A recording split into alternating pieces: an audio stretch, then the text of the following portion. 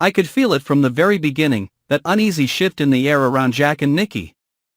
Like something fragile had already cracked long before either of them dared to admit it, and yet they kept trying, clinging to the illusion that time. Patience and shared history might somehow stitch things back together, but the truth was far more brutal than either of them wanted to face.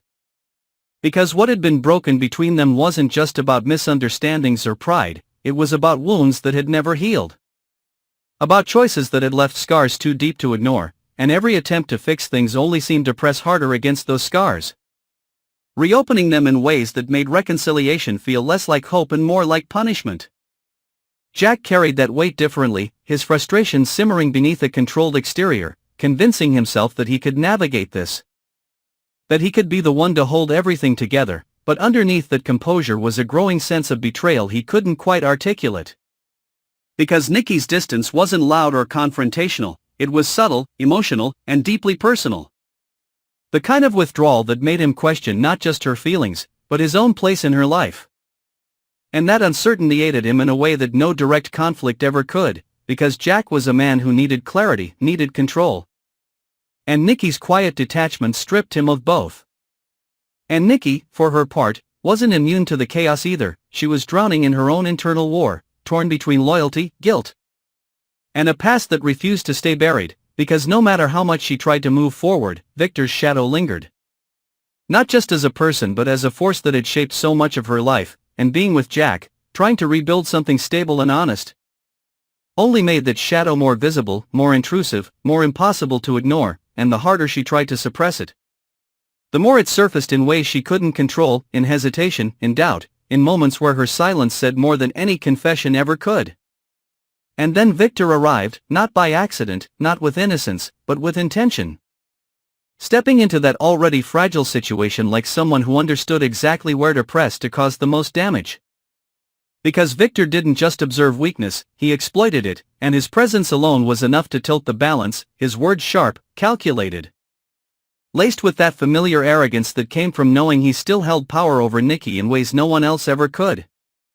And watching him provoke Jack, watching him insert himself into something that was already unraveling, it became painfully clear that this wasn't about concern or curiosity, it was about control, about reclaiming a position he believed was always his.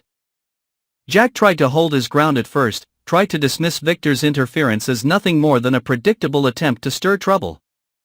But every comment, every subtle jab, chipped away at that restraint, because Victor didn't attack directly, he insinuated, he implied.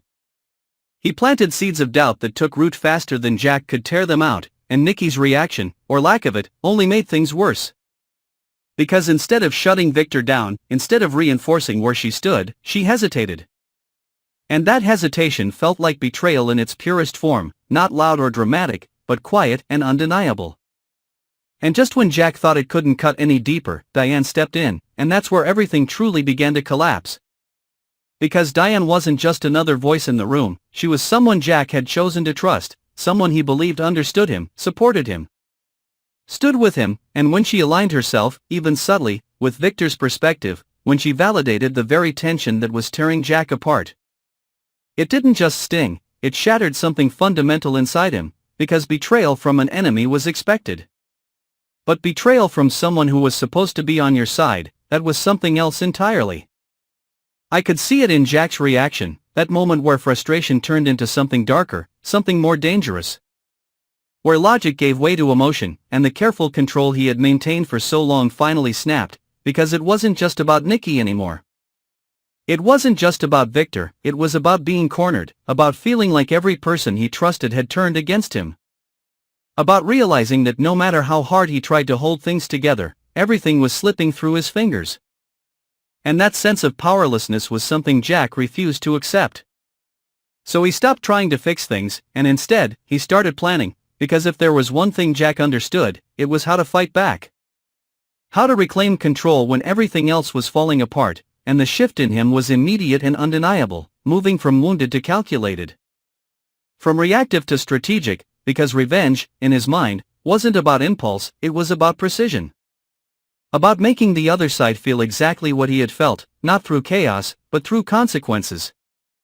Victor, of course, underestimated that shift, believing he had already won, believing Jack was too emotional, too unstable in that moment to pose any real threat, and that arrogance became his blind spot, because while Victor thrived on control, he often overlooked the unpredictability of someone who had nothing left to lose, and Jack, pushed to that edge, became exactly that, unpredictable.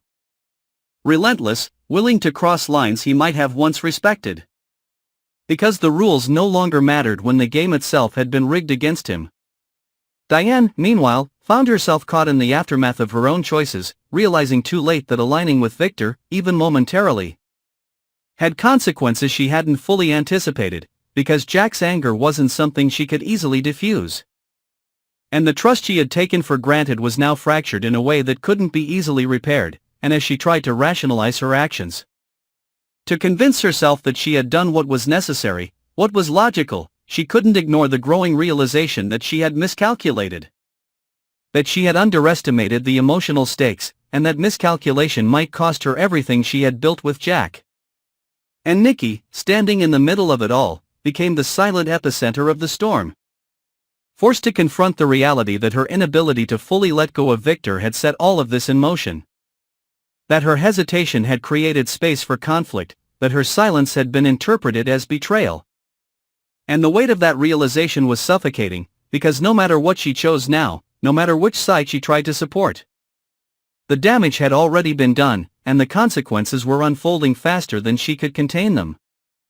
As Jack moved forward with his plan, the tension escalated into something far more dangerous than any of them had expected.